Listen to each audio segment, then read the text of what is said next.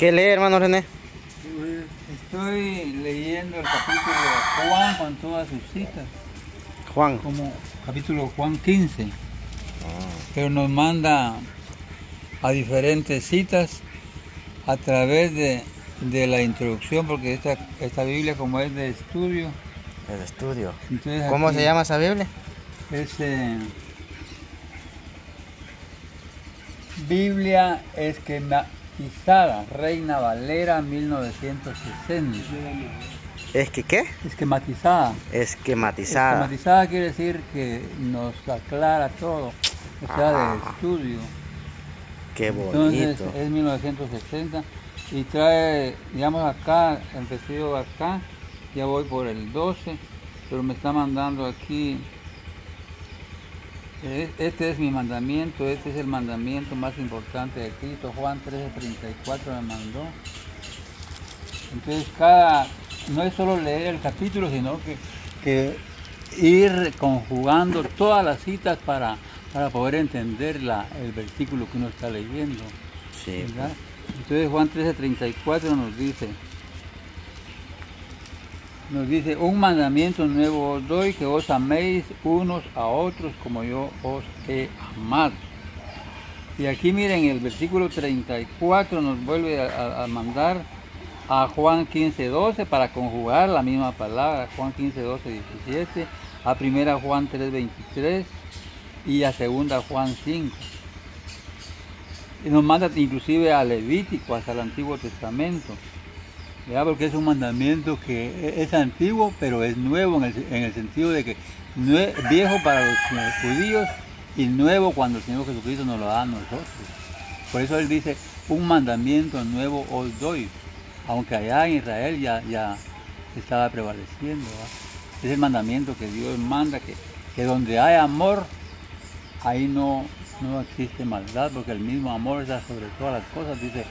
Dice Corintios 13:13 que la fe, la esperanza y el amor van de acuerdo, pero el amor sobrepasa a las otras dos, ¿verdad?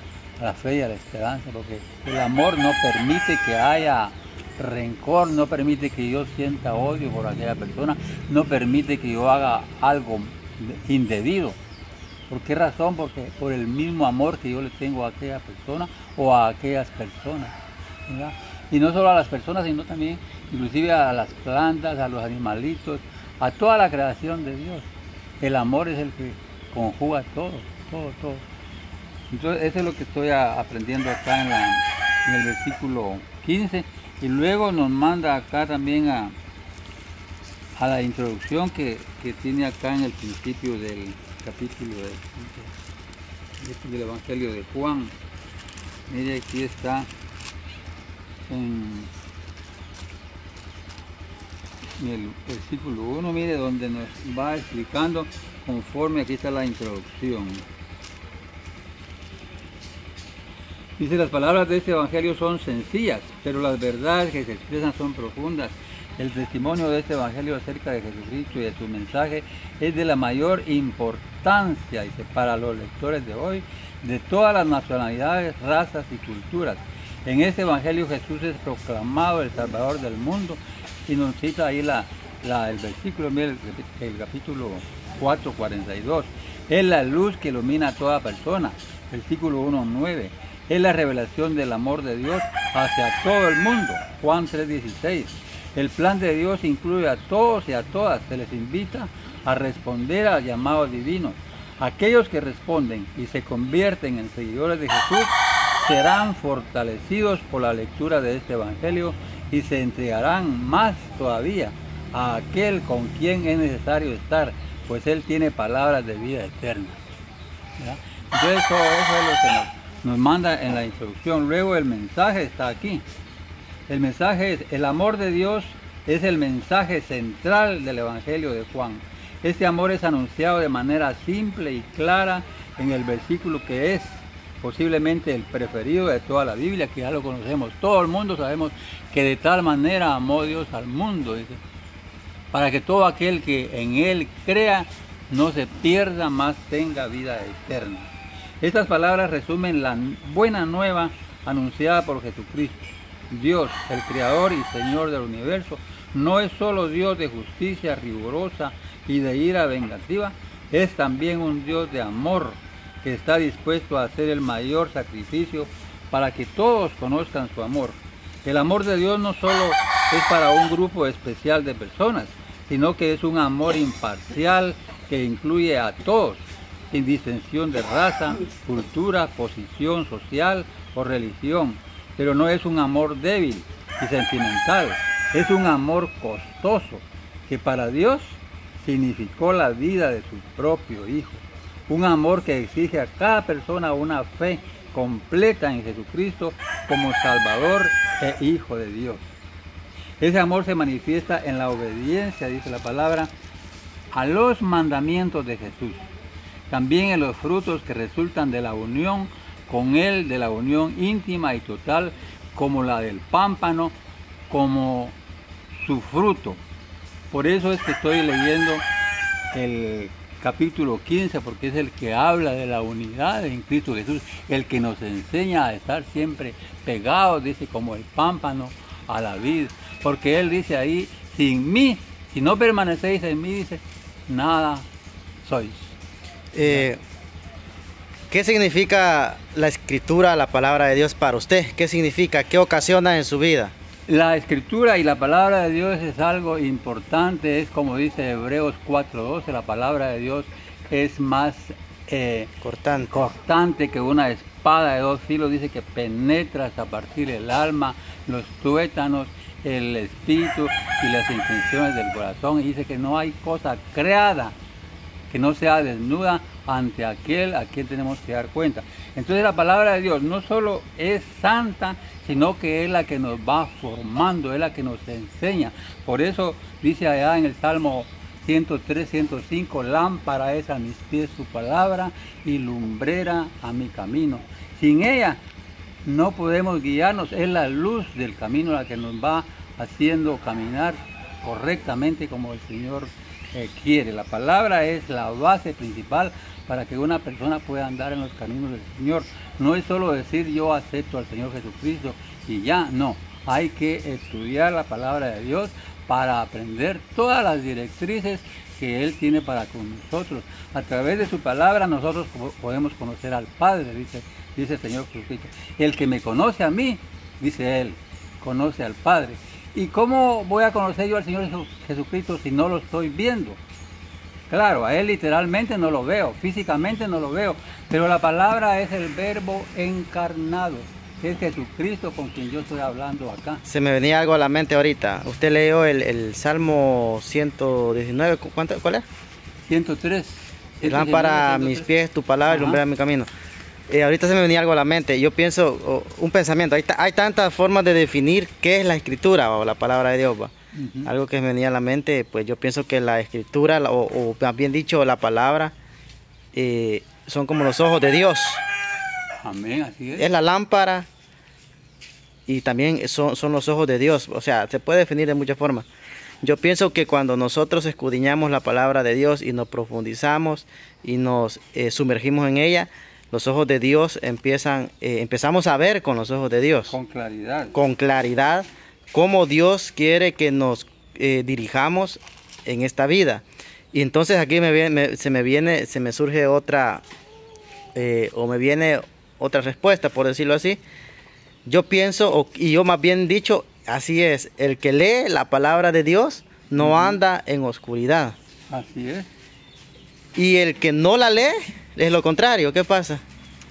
El que no la lee está en tinieblas. Está en tiniebla, está en oscuridad. Aquí lo resume también 2 Timoteo 3, 16, 17. Dice, toda la escritura es inspirada por Dios y útil para enseñar, para redarguir, para corregir, para instruir en justicia, a fin de que el hombre de Dios, dice, sea perfecto, enteramente preparado para toda buena obra.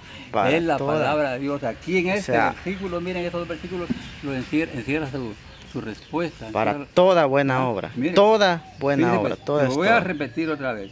Toda la escritura, dice, es inspirada por Dios y útil para enseñar, para redarguir, para corregir, para instruir en justicia, a fin de que el hombre de Dios sea perfecto, enteramente preparado para toda buena obra. No solo para una obra, para toda. Y toda la escritura. ¿Ya? Entonces, cuando habla de toda buena obra, no está hablando solo de lo espiritual, está hablando generalmente material e espiritual, porque dice que no se puede separar el cuerpo del espíritu, Sí. ya van unidos. Y hablando lo que yo quiero retomar, ahorita se me viene una cita a la mente, pero quiero que me la lea en Juan 3:16 o Juan 3:17 por ahí. Sí. Cerca donde dice, ¿verdad? Porque de tal manera amó Dios al mundo, cerca, pero donde dice que la luz vino a los hombres y los hombres amaron más las tinieblas que la luz. Quisiera ver. Ese es Juan 1:1. 3:17. Juan 1. 3:17 creo que es.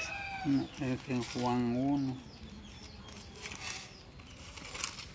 Ah, sí, Juan 3:16.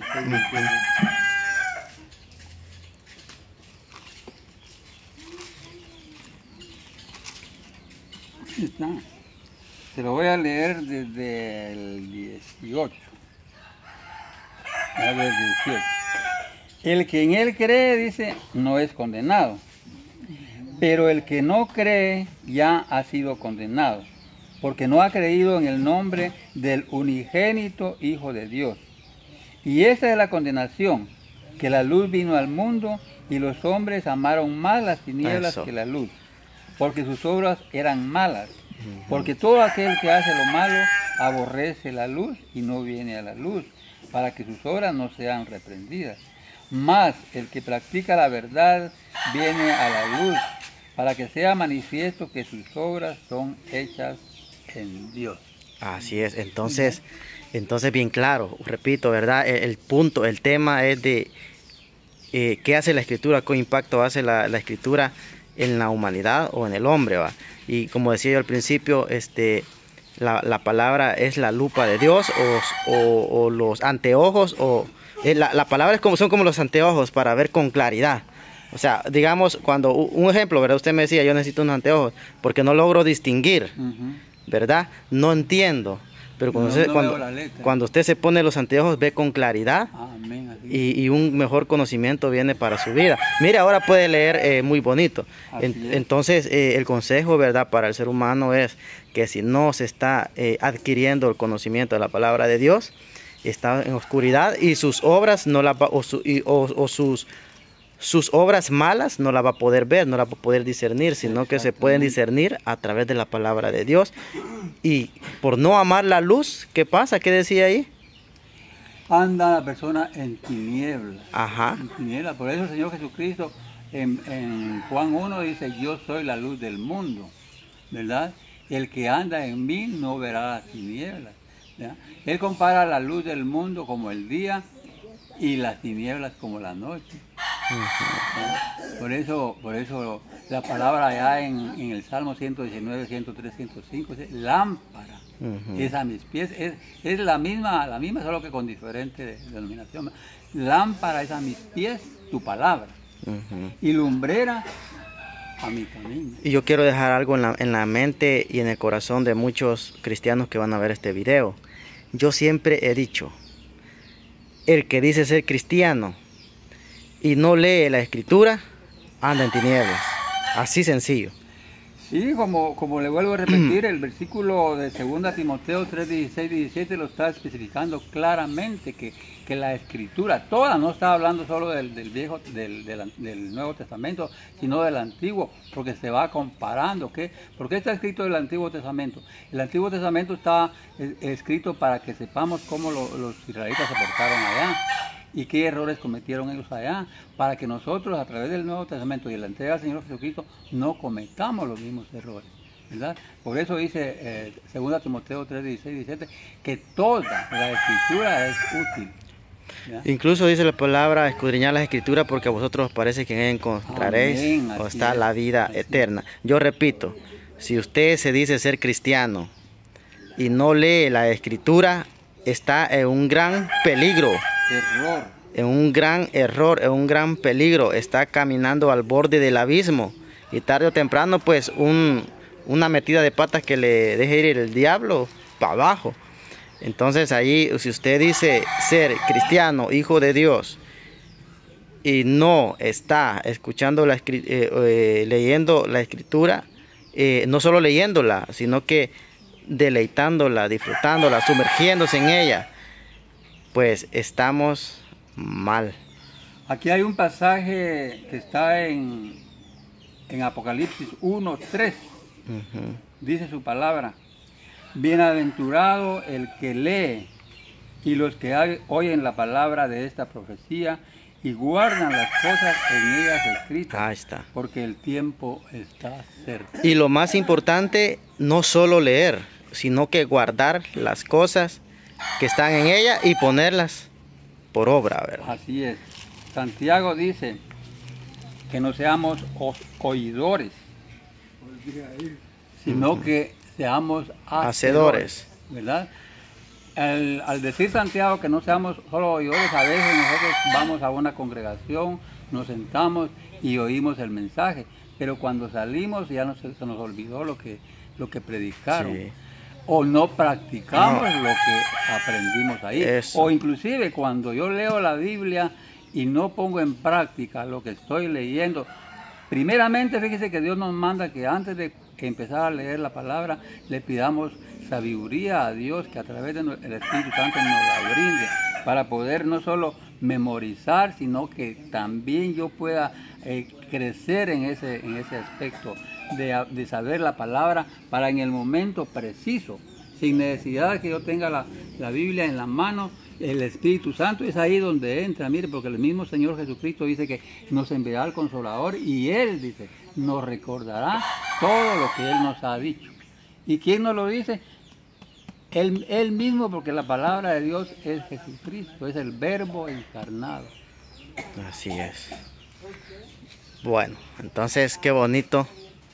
Aquí podríamos pasar toda la mañana hablando de la bendita palabra de Dios, el libro por excelencia, el libro celestial, el libro eterno. Es el número 1, no hay otro como la palabra de Dios. No. Fíjese que ese es el gozo que puede tener toda la humanidad, que una biblioteca esté repleta de libros, pero el libro central siempre es la Biblia. Cuando usted compra una enciclopedia, siempre viene la palabra de Dios ahí dentro de la enciclopedia. Mire, ¿por qué razón? Porque es la que nos guía, es la que nos insta a qué camino seguir, cómo descifrar. Y precisamente me gusta mucho esa Biblia que me regalaron, porque la verdad me la regalaron, porque es de estudio. Entonces hay pasajes que uno no los entiende por sí solos, y la misma palabra, como es de estudio, por eso dice esquematizada, nos va explicando, nos manda a siguientes citas, a siguientes citas, a siguientes citas, para complementar cómo descifrar la palabra que estamos leyendo. Y a través a causa de ese libro, muchas personas derramaron sangre, muchas personas perdieron su vida por preservar las escrituras. Obviamente quien ha preservado las escrituras es Dios, ¿verdad? Pero ese libro, muchos han experimentado persecución, empezando desde los apóstoles y de Jesucristo mismo, ¿verdad? Que por esta palabra Él murió.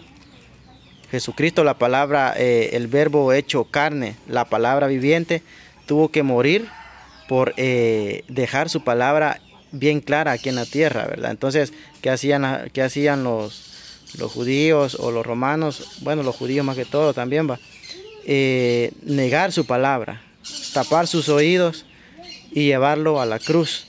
Entonces, los apóstoles igual, llevar su palabra, no importando cárceles, azotes, persecuciones, hasta la muerte, por causa de la palabra de Jesucristo, como Pablo murió, ¿verdad?, decapitado, Pedro, todos los apóstoles murieron por esta palabra.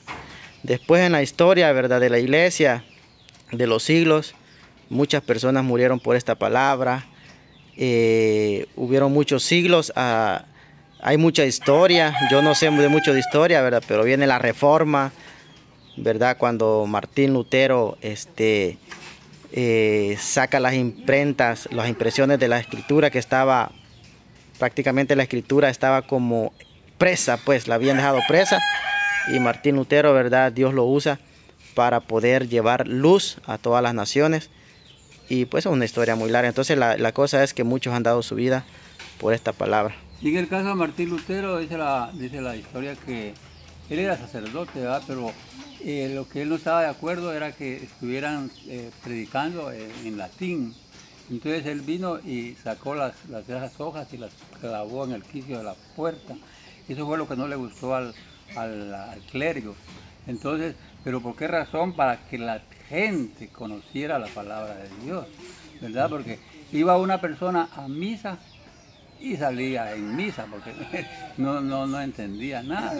Es como yo le decía aquí al hermano ayer, de que es bueno que la persona hable en lengua en una congregación, pero también hay que pedirle al Espíritu de Dios que nos dé sabiduría para descifrar el pasaje que está hablando en lengua.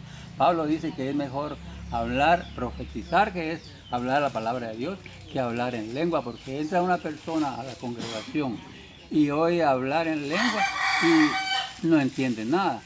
Pero en cambio, si se le está hablando directamente de la palabra, que es profetizar, ahí sale la persona, inclusive se puede entregar a los brazos del Señor. Así es. Entonces, cuando usted estudia la palabra y da a conocer los misterios, o da a conocer la palabra, lo que está ahí escrito, automáticamente usted es un profeta, está profetizando. Exactamente. Fíjese que si vamos al libro de Efesios es un libro que nos habla el misterio que estaba escondido, ¿sí?, en los tiempos antiguos, dice la palabra de Dios, pero que ahí a través a Éfeso el apóstol Pablo le va a conocer cuál era ese misterio. El misterio era unir al pueblo de Judá o de Israel con los gentiles, ¿ya? ¿Y cómo lo hace? A través del Señor Jesucristo. Sí. Y la mayor revelación, ¿cuál es? La mayor revelación de todos los tiempos. La mayor revelación es conocer al Señor Jesucristo. Jesucristo, Él es la mayor revelación. Y en Él se centra todo. Él es el que nos va iluminando, por eso Él dice en su palabra, yo soy el camino, yo soy la verdad, yo soy la vida. Nadie, dice, viene al Padre si no es por mí. Muchas personas estamos equivocadas todavía, digo estamos, pero yo por la gracia de Dios ya no estoy, pero me incluyo para no ser egoísta con las personas que no creen en Dios, ¿verdad? Dice, le pedimos a Dios, le pedimos a Dios, le pedimos a Dios, le pedimos a Dios. Yo estoy bien con Dios, pero al Señor Jesucristo lo hacen a un lado, lo ignoran. Y la voluntad de nuestro Padre Celestial es que miremos a su Hijo. Así es. Inclusive la madre de Jesús allá en las bodas de Caná le dice, hagan lo que Él dice. Cuando Él transforma el agua en vino, hagan lo que Él dice. Ella no está mandándolo a Él lo que no dice hagan lo que yo digo. Exactamente. Sino que hagan lo que Él dice. Bueno, entonces como dijimos, hablar esto pues podríamos hablar muchísimo, pero bueno, vamos a dejar el video por acá y más adelante, ¿verdad?, vamos a estar compartiendo ahí con nuestro hermano René estas hermosas reflexiones de la palabra de Dios.